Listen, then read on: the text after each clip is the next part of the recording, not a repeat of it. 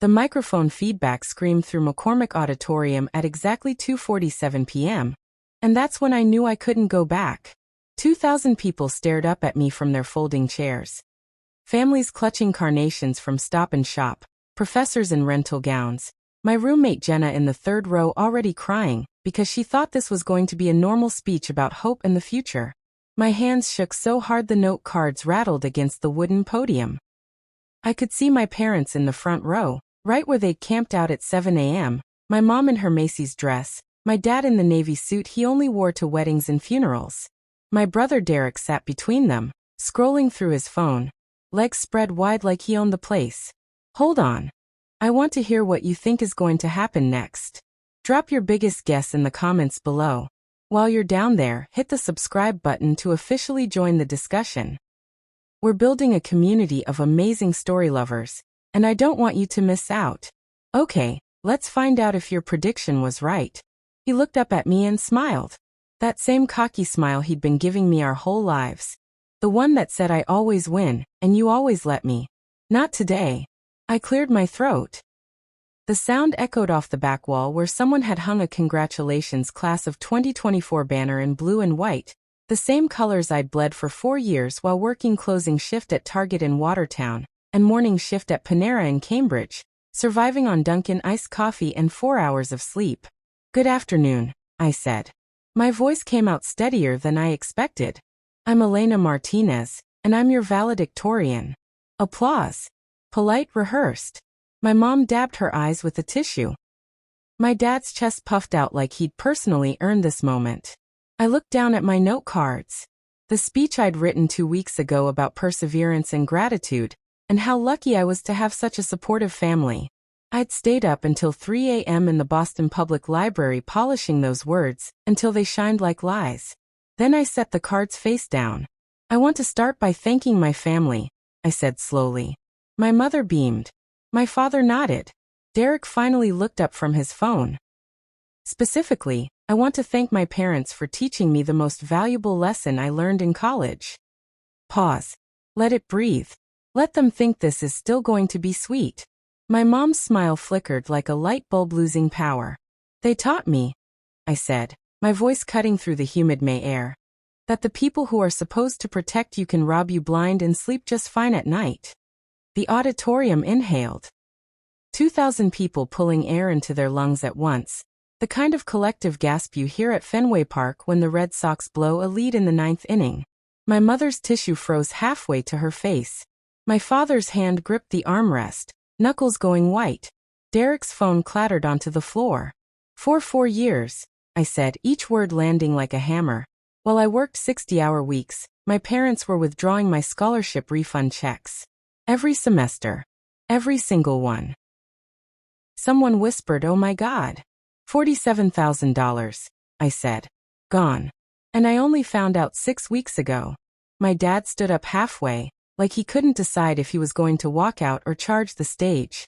My mom grabbed his arm, yanking him back down, her face the color of the white tablecloths in the lobby. I looked directly at Derek. He'd gone perfectly still, his cocky smile finally gone. And if you're wondering where that money went, I said, my voice sharp enough to cut glass, let me introduce you to my brother's 3 failed businesses. The food truck in Alston that lasted 4 months. The dropshipping scam he ran from our parents' basement in Framingham. And the crypto consulting LLC that dissolved faster than he could design the logo.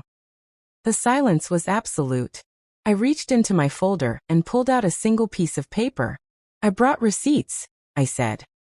I nodded to Marcus, the AV tech I'd bribed with $50 and a promise that this would be the wildest graduation he'd ever work. The projection screen behind me flickered to life. Bank statements. Withdrawal dates. Amounts.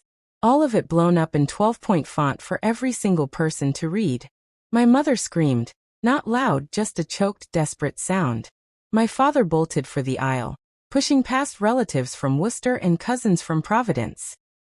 The university president stood up in the faculty section. Her eyes locked on those bank statements like she was already calculating liability. Derek scrambled for his phone, probably texting his lawyer. And me? I stood at that podium, cap and gown still perfectly straight, hands finally steady, and felt something I hadn't felt in 4 years. Free. 30 seconds after I finished speaking, 3 things happened simultaneously. Campus security moved toward the stage like they weren't sure if they were protecting me or arresting me. The university president stood frozen in the faculty section, her face doing complicated math about liability and PR nightmares, and how fast this was about to hit the Boston Globe. And my mother, Linda Martinez, started wailing loud enough that the microphones picked it up and broadcast her breakdown to every corner of McCormick Auditorium. But none of that mattered. What mattered was the girl in the back row, 17 rows deep, standing up. Then the guy next to her. Then 3 more students in the middle section. Then Jenna, my roommate who'd watched me come home at 2 a.m. from double shifts for 4 straight years, who stood up and started clapping so hard her graduation cap fell off. Within 15 seconds, half the auditorium was on their feet. Not my family. Not my relatives from Providence who'd driven 3 hours to watch me graduate.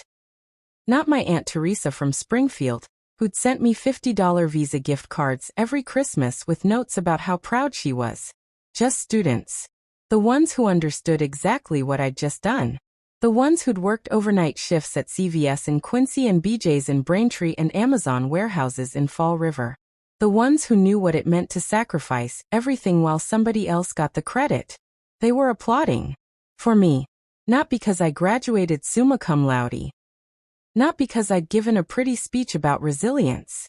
Because I'd told the truth in the one place nobody could interrupt me. My father was gone, disappeared through the side exit near the bathrooms. My mother had collapsed into her seat, surrounded by concerned relatives trying to shove programs in her face like paper fans.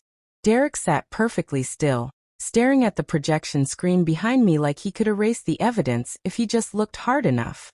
And the university president, Dr. Patricia Chen, a woman I'd only seen at formal events and fundraising galas, stepped out of her row and started walking toward the stage. Not fast. Not angry. Just deliberate, her heels clicking against the tile floor, every eye in the auditorium tracking her movement. She climbed the stage steps, reached the podium, stood next to me close enough that I could smell her perfume, something expensive from Sephora in the Prudential Center. She didn't take the microphone. She just looked at me, really looked at me, and I saw something I didn't expect in her eyes. Respect. Then she leaned toward my ear and whispered 4 words that would change everything. Don't leave this building. Not a threat. An instruction. She turned to face the crowd. Her voice calm and administrative, the kind of tone that ends arguments before they start. Ladies and gentlemen, due to the serious allegations presented today, this ceremony will continue. But I'm asking the Martinez family to remain available for a brief conversation with campus administration immediately following. Security, please ensure the bank statements remain displayed. We'll need photographs for our records. My mother's wailing stopped. Just cut off mid-sob like someone had flipped a switch. Derek's face went from pale to gray, the color of the Boston Harbor in February. And me? I stood at that podium watching the university machinery spin into motion, realizing that what I'd started 30 seconds ago wasn't just a speech. It was an investigation. And every single person in McCormick Auditorium had just become a witness. Let me take you back 6 hours. That morning started the way every college graduation morning starts in Boston. Humid, chaotic, everyone running late. I woke up at 6:15 a.m. in my apartment in Allston. The same triple-decker I'd shared with Jenna and 2 other girls for 3 years. The place where the shower never got hot enough, and you could hear the green line rumbling past every 11 minutes. My cap and gown hung on the back of my door, still in the plastic from the bookstore. My speech sat on my desk, printed on cream cardstock my mom had special ordered from Staples because she said it would photograph better. 3 pages of carefully constructed gratitude. Lies I'd polished until they gleamed. I didn't touch either of them yet. Instead, I opened my laptop and pulled up the folder I'd created 6 weeks earlier. The one labeled Financial Aid Records, Do Not Delete. Inside, 47 PDF bank statements, each one a knife to the gut. Deposit, $6,200 scholarship refund, August 28, 2020. Withdrawal, $6,200, August 30, 2020. Authorized by Linda Martinez, parent/guardian. Deposit $5,800 scholarship refund, January 15, 2021. Withdrawal $5,800, January 17, 2021. Authorized by Linda Martinez, parent/guardian. The pattern repeated like a sickness. Every semester for 4 years. Fall, spring, fall, spring. Money in on Friday, money out by Monday. My full-ride scholarship to UMass Boston covered everything: tuition, fees, books, housing. The refunds were supposed to be mine. Excess financial aid meant to help me live while I studied. Instead, they funded Derek's food truck called Taco Bout It, that folded after 3 months in Alston. Then his dropshipping store selling fidget spinners and phone cases that got him sued for copyright infringement. Then his crypto consulting LLC that charged people $500 an hour to explain blockchain before collapsing when Bitcoin crashed. 3 businesses. $47,000. For years of my life. I'd confronted them 2 nights ago at their house in Framingham. The same kitchen where I'd eaten cereal before high school, where my mom used to pack my lunches in brown paper bags with notes that said, "Love you, Mija." I'd spread the bank statements across their Formica table, next to the bills they were always complaining about, and asked one question. "When were you going to tell me?" My dad didn't even look up from his coffee. "We're a family. What's yours is ours." My mom cried. "Derek needed help. You've always been so independent. We knew you'd be fine." Derek, sitting on the couch in the living room playing Call of Duty, shouted through the doorway, "Jesus, Elena, it's just money. Stop being dramatic." That's when I walked out. Got in my 2015 Honda Civic with 140,000 miles on it, the one I'd bought myself with Target paychecks, and drove to the Boston Public Library. Sat at a table on the 3rd floor until 3 a.m., rewriting my graduation speech word by word. I didn't write it angry. I wrote it surgical. Because they'd taken my money. But they'd given me something more valuable. A captive audience. 2,000 witnesses. And a microphone they couldn't turn off. Here's what a full-ride scholarship to UMass Boston actually means. Tuition. $14,542 per year for in-state students. Fees. $1,206. Room and board if you live on campus. $13,890. Books and supplies. Roughly $1,000. Total cost of attendance according to the Financial Aid Office. $30,638 annually. My scholarship covered all of it. Every penny. The Provost's Merit Scholarship, awarded to exactly 12 incoming freshmen each year based on grades, test scores, and a personal essay about overcoming adversity. I'd written mine about growing up in a working-class family in Framingham, about watching my parents struggle, about wanting to be the first person in my family to graduate from a 4-year university. The irony wasn't lost on me now. When you get a full ride and your actual costs are less than the scholarship amount, the difference gets refunded to you. That's federal law. The university can't keep money that exceeds your charges. So every semester, after tuition and fees were paid, the excess got deposited into my student account. Freshman year, fall semester. $6,200 refund. Freshman year, spring semester. $5,800 refund. Sophomore year, fall semester. $6,400 refund. Sophomore year, spring semester. $6,100 refund. The amounts varied slightly depending on credit hours, and whether I lived on campus or off campus. But the pattern never changed. Money in, money out. Within 48 hours. Every single time. I didn't know because I'd given my parents access to my student portal freshman year during orientation. My mom said it was so they could help monitor deadlines and payments, make sure nothing fell through the cracks while I adjusted to college life. I was 18, overwhelmed, grateful they wanted to help.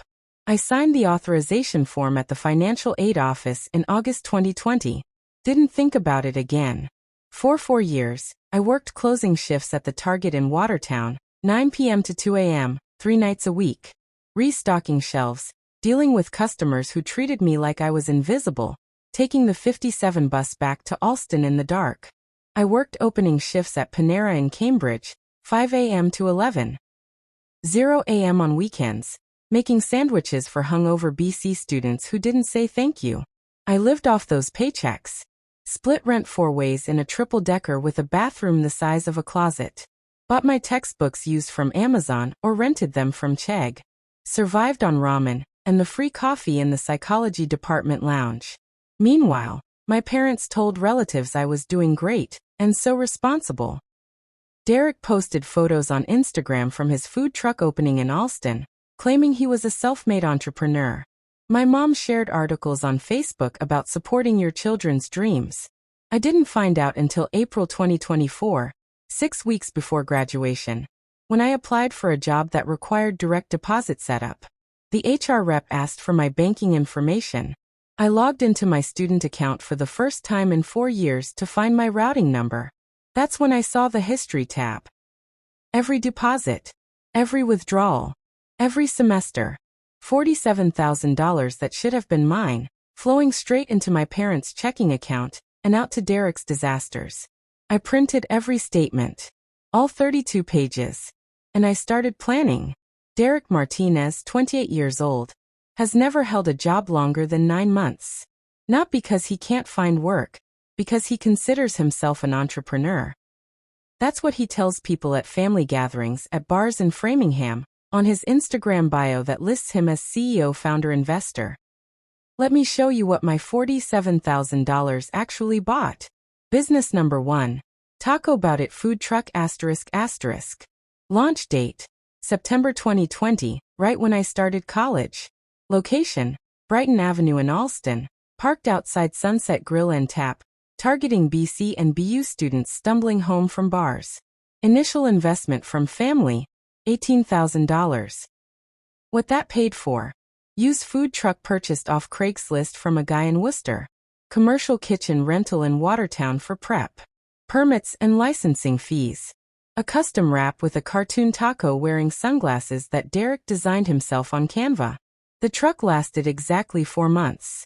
November 2020, the health inspector found violations: improper food storage, no hand washing station, expired ingredients.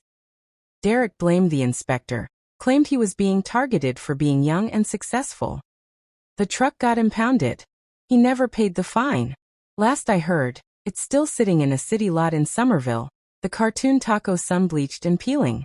My parents covered the losses with my September 2020 scholarship refund, $6,200, and my January 2021 refund, $5,800, plus a $12,000 loan they took from their retirement savings, which I later learned they never paid back.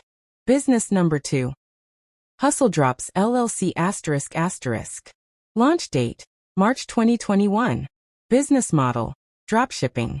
Derek set up a Shopify store selling fidget spinners, pop sockets, LED strip lights, and knockoff AirPods.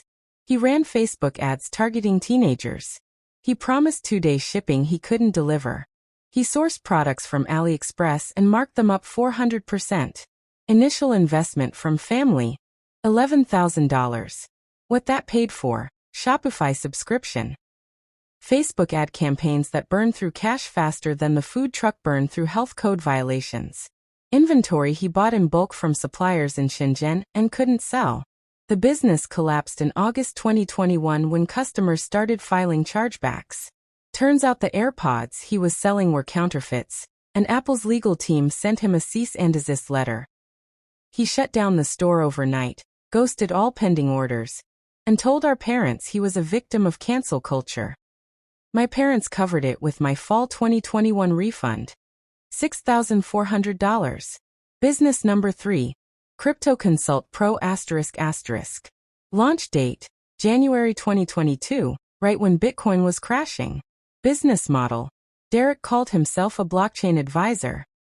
He charged $500 per hour for consultations, claiming he could help people invest in crypto, NFTs, and DeFi. He had 0 credentials. His only qualification was watching YouTube videos and losing $3,000 of his own money on Dogecoin. Initial investment from family, $8,500. What that paid for: A website built on Wix. Business cards printed at FedEx. A leased BMW 3 Series because Derek said he needed to look successful to attract high-net-worth clients. LinkedIn Premium. A co-working space membership in downtown Boston. He used exactly twice. He got exactly 4 clients. 3 of them lost money following his advice. 1 threatened to sue. Derek dissolved the LLC in July 2022 and moved back into our parents' basement, claiming the market had turned against him. My parents covered the costs with my spring 2022 and fall 2022 refunds. $6,100 and $6,400. 3 businesses. 3 spectacular failures. $47,000 of my scholarship money lit on fire, while I worked 60-hour weeks and ate ramen in an apartment in Allston where the heat barely worked. And the worst part? Derek never once said thank you. He never acknowledged where the money came from. He never admitted he'd failed. He just moved on to the next idea, the next scheme, the next opportunity to burn someone else's cash while calling himself a visionary. When I confronted him 2 nights before graduation, you know what he said? It's just money, Elena. Family is supposed to support each other. Family. The word they use like a credit card with no limit, and my name on the bill. 2 nights before graduation, I drove to my parents' house in Framingham with 32 pages of bank statements in a manila folder on my passenger seat. The house looked exactly like it always had. Small Cape style on a quiet street off Route 9, the kind of neighborhood where everyone mows their lawn on Saturday mornings and puts up Christmas lights the day after Thanksgiving. My dad's truck sat in the driveway next to my mom's Camry. Derek's leased BMW was parked on the street, taking up 2 spots because he never learned how to parallel park. I sat in my car for 5 minutes, engine off, staring at the yellow light glowing in the kitchen window. I could see my mom moving around inside, probably making dinner. Wednesday night meant arroz con pollo, the same meal she'd made every Wednesday since I was 6 years old. I almost drove away. Almost convinced myself that maybe they had a good reason. Maybe there was some explanation I hadn't considered. Maybe this was all a misunderstanding that could be cleared up with a simple conversation. Then I looked down at the folder. $47,000. For years. I got out of the car. My mom answered the door with a dish towel in her hands, smiling like nothing was wrong. Mia. I didn't know you were coming over. Are you staying for dinner? We need to talk, I said. Her smile faltered. About what? Where's Dad? And Derek? Your father's in the living room. Derek's upstairs playing video games. Honey, what's wrong? I walked past her into the kitchen. The same kitchen where I'd done homework at the table, where she'd packed my school lunches, where we'd celebrated my acceptance to UMass Boston with champagne and flan from the Portuguese bakery on Franklin Street. I set the folder on the Formica table, opened it, started laying out bank statements one by one, creating a paper trail that covered the entire surface. My dad appeared in the doorway. Elena? What's going on? I want you to explain these, I said, pointing at the highlighted lines. Every deposit. Every withdrawal. I want you to explain why my scholarship refunds have been going into your account for 4 years. The silence that followed was so complete I could hear the refrigerator humming. My mom's face went pale. Honey, we were going to tell you. When? I cut her off. When were you going to tell me? After I graduated? After I got a job? Never. My dad crossed his arms. We're a family. What's yours is ours. That's how it works. No, I said. That's how theft works. Don't you dare call us thieves, my mom said, her voice shaking. We raised you. We fed you. We put a roof over your head for 18 years. That money was just what? Payment. I stared at her. You think raising me means you get to steal from me? Derek's voice came from the living room, loud and irritated. Jesus Christ, Elena, it's just money. Stop being so dramatic. That's when I knew. They didn't think they'd done anything wrong. They'd convinced themselves this was normal. That taking what belonged to me was their right. That my scholarship, my hard work, my future, it all belonged to them. I gathered the bank statements carefully, slid them back into the folder, and walked toward the door. "Where are you going?" my mom asked. "To rewrite my graduation speech," I said. My mother followed me to the front door, dish towel still clutched in her hands like a security blanket. "Elena, wait. Please. Just let me explain." I stopped on the porch, hand on my car keys, but I didn't turn around. The May air smelled like cut grass and someone grilling burgers 3 houses down. Normal. Everything looked so desperately normal. "We didn't steal from you," she said, voice cracking. "We were helping the family. When one of us succeeds, we all succeed. That's how we were raised. That's how your abuela did it in Puerto Rico, how my mother did it. Family takes care of family." I turned slowly. "By lying to me for 4 years? We weren't lying. You were taking money that was legally mine and giving it to Derek without telling me. What do you call that?" My dad stepped onto the porch, closing the door behind him so the neighbors wouldn't hear. His voice dropped to that low, controlled tone he used when he was trying to end an argument. "You had a scholarship. Full ride. Everything paid for. You were covered. Derek needed help. His businesses needed capital. We were just reallocating resources within the family unit." Reallocating. The word tasted like metal. "You mean stealing?" "Don't be dramatic," my dad said. "You've always been fine on your own. That's who you are. You're independent. You figure things out. Derek, he's different. He needs more support. That's not favoritism, Elena. That's meeting people where they are." My mom nodded frantically. "Exactly. You've always been so responsible, so capable. We knew you'd manage. Derek struggles. He needs guidance, financial backing, someone to believe in him." "I worked 60 hours a week," I said quietly. "I came home at 2 in the morning smelling like Target. I ate ramen for dinner 4 nights a week because I couldn't afford groceries. And you're telling me that was fine? That I was managing? You never asked for help," my dad shot back. "Because you never offered." My voice cracked. "Because every time I came home, you were too busy talking about Derek's next big idea. His food truck. His dropshipping store. His crypto consulting. I stopped asking because I learned you didn't have anything left for me." My mom's eyes filled with tears. "That's not fair. We love you both equally." "Equally." I pulled out my phone, opened my photos, found the screenshot I'd saved. Derek got $47,000 of my scholarship money in 4 years. What did I get? Silence. "That's what I thought," I said. My dad's face hardened. "If you make this public, Elena, you'll destroy this family. Over money. Is that really who you want to be? The daughter who tears everything apart because she couldn't let go of some misunderstanding?" Misunderstanding. I laughed, but nothing about it was funny. "You took my future and called it redistribution. You watched me suffer and called it independence. And now that I found out, you're calling it a misunderstanding." My mom grabbed my arm. "Please don't do anything rash. We can fix this. We can sit down as a family and work this out privately. There's no need to involve anyone else." "You mean there's no need for anyone to know what you did?" "We did what we thought was best," she sobbed. "We're your parents.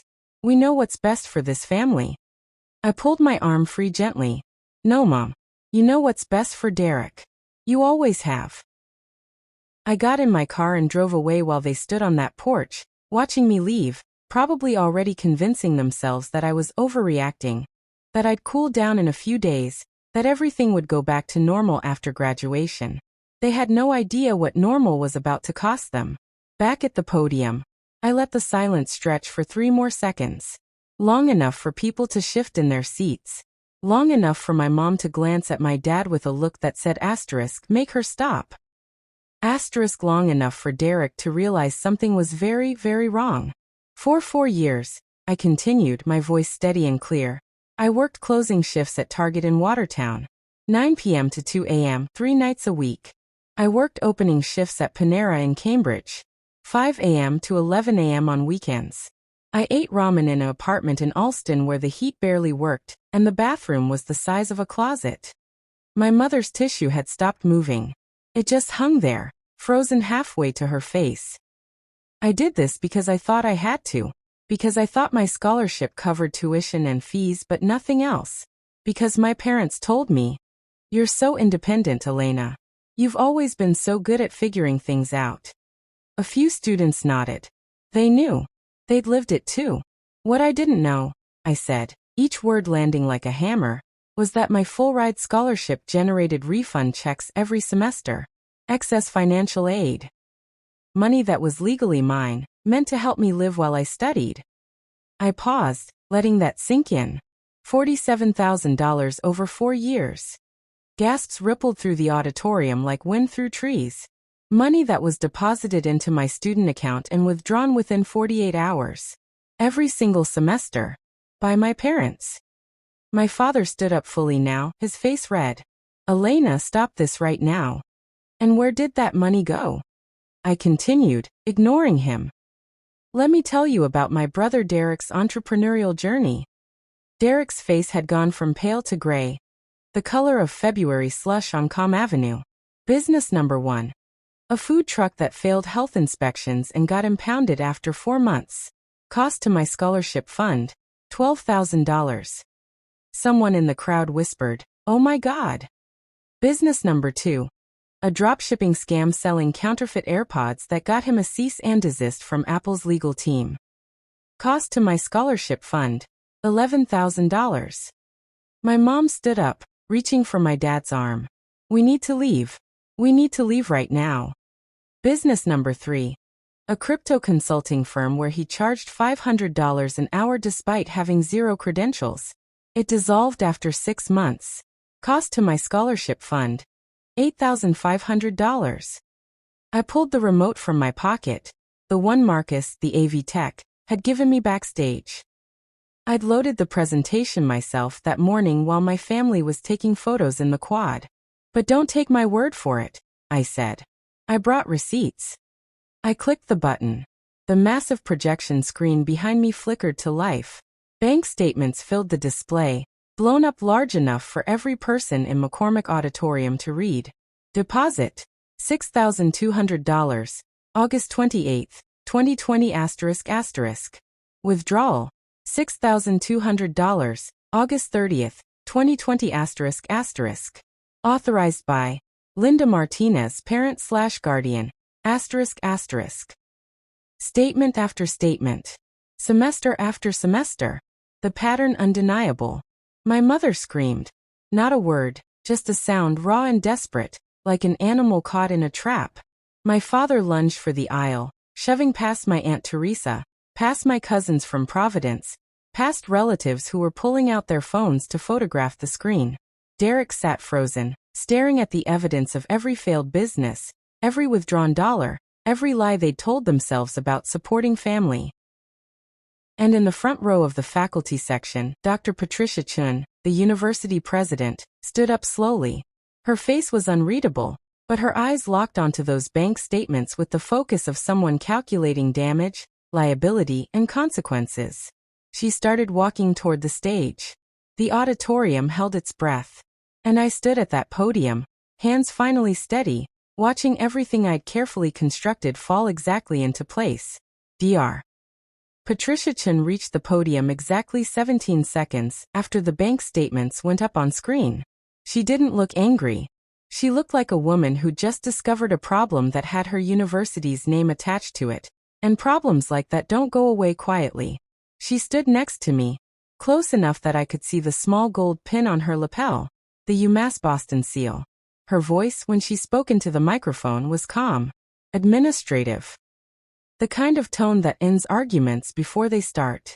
"Ladies and gentlemen, due to the serious allegations presented today, this ceremony will continue as planned. However, I am formally requesting that the Martinez family, Linda, Robert, and Derek, remain on campus for an immediate meeting with our Office of Financial Aid and Campus Counsel." My mother made a choking sound from somewhere near the exit. Dr. Chin continued. "Additionally, campus security, please ensure these documents are photographed for our records. We will be conducting a full investigation into potential financial aid fraud." The word fraud echoed through the auditorium like a gunshot. My father had made it halfway to the doors. He stopped, turned, His face looked like he'd aged 10 years in 10 minutes. Derek still sat in his seat, phone clutched in his hand, probably already texting his lawyer or his girlfriend or whoever he called when his scams collapsed. The ceremony continued. Somehow, the provost read names. Students walked across the stage.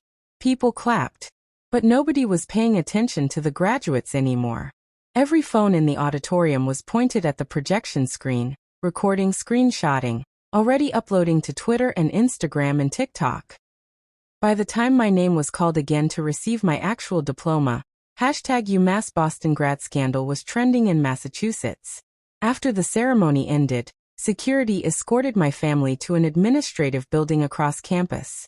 I watched them walk away, my mother crying, my father's shoulders rigid with rage, Derek trailing behind like a kid being dragged to the principal's office. Jenna found me standing near the stage, still in my cap and gown, holding my diploma in hands that had finally stopped shaking. "Holy shit," she whispered. "Elena, holy shit." "Yeah," I said. "Are you okay?" I thought about it. Really thought about it. "I don't know yet." Students kept approaching me. People I barely knew from my psychology classes, from the library, from passing in the halls. They hugged me. They told me I was brave. A girl from my research methods class cried and said her parents had done something similar, stolen her work-study checks for 2 years. "You made me realize I'm not crazy," she said. "Thank you." That's when it hit me. This wasn't just about $47,000. It wasn't just about Derek's failed businesses or my parents' lies. It was about every student who'd worked themselves to exhaustion while their family took and called it love. Every daughter who'd been told to be grateful while watching their brother get funded. Every person who'd been gaslit into believing that theft was just how families work. I'd given them permission to be angry, to demand accountability, to stop accepting the unacceptable. 3 hours later, I sat in Dr. Chen's office with a lawyer from the university's Office of General Counsel and 2 investigators from the Massachusetts Department of Higher Education.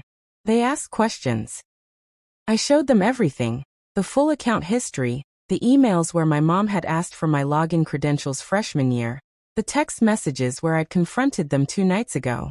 "This is a clear case of financial aid fraud," one investigator said. "Your parents will be required to repay the full amount, and there may be criminal charges depending on the DA's office." "What about me?" I asked. "Am I in trouble?" The lawyer shook her head. "You're the victim here, Ms. Martinez. You did nothing wrong." Victim. The word felt strange. I'd spent 4 years thinking I was just unlucky, just broke, just the responsible one who had to handle everything alone. Turns out I wasn't unlucky. I was robbed. By 8 p.m., my parents had been issued a formal notice of investigation. By 9 p.m., the story had been picked up by the Boston Globe. By 10:00 p.m., the university had released a statement promising to review all scholarship disbursement procedures and implement additional safeguards. And me?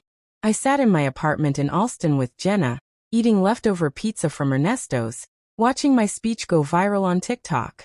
"You know what's crazy?" Jenna said, scrolling through comments. "People are saying you're a hero." I wasn't a hero. I was just tired.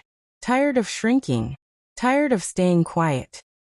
Tired of protecting people who'd never protected me. "I'm not a hero," I said. "I just told the truth in the one place they couldn't interrupt me." 3 months later, my parents settled. They paid back $35,000. Everything they still had access to after Derek's disasters had burned through the rest. The DA declined to press criminal charges in exchange for the repayment and a formal admission of wrongdoing. Derek moved to Arizona. Deleted all his social media. Last I heard, he's working at a Best Buy in Phoenix, finally holding down a real job. My parents and I don't talk. Not because I hate them, but because they still don't understand what they did wrong. My mom sends texts sometimes.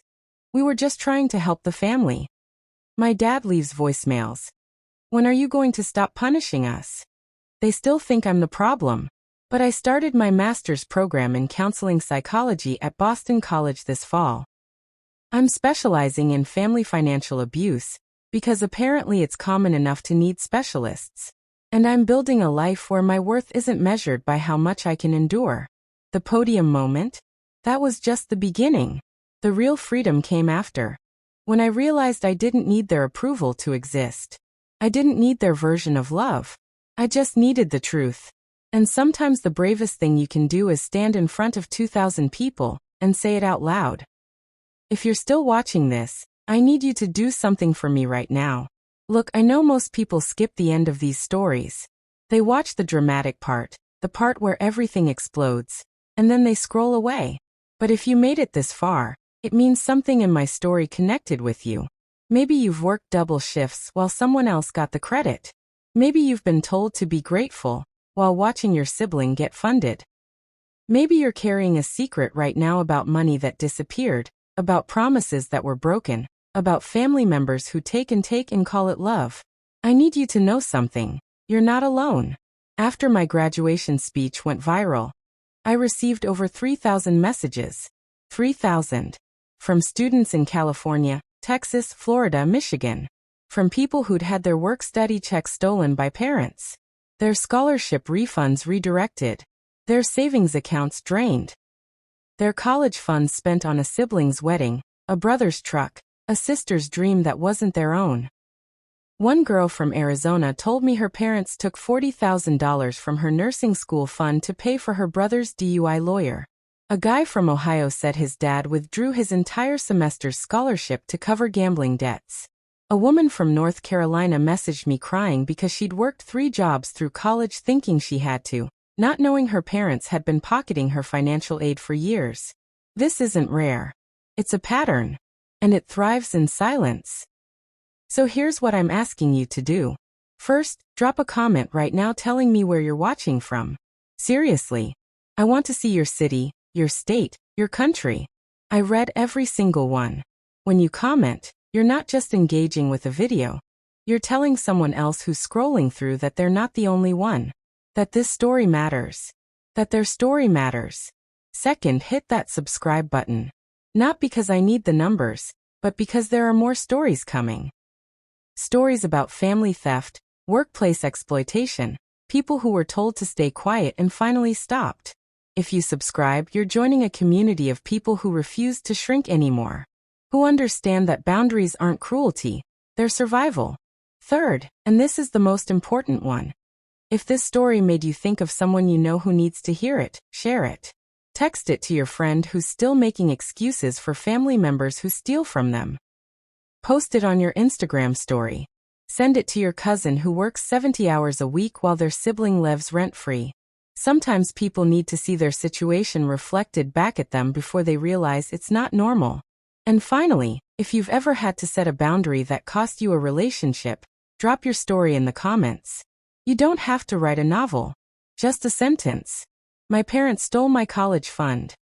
My sister took my inheritance. My brother used my credit card and my family told me to forgive him. Your voice matters. Your truth matters. And the more we talk about this, the harder it is for people to pretend it's not happening.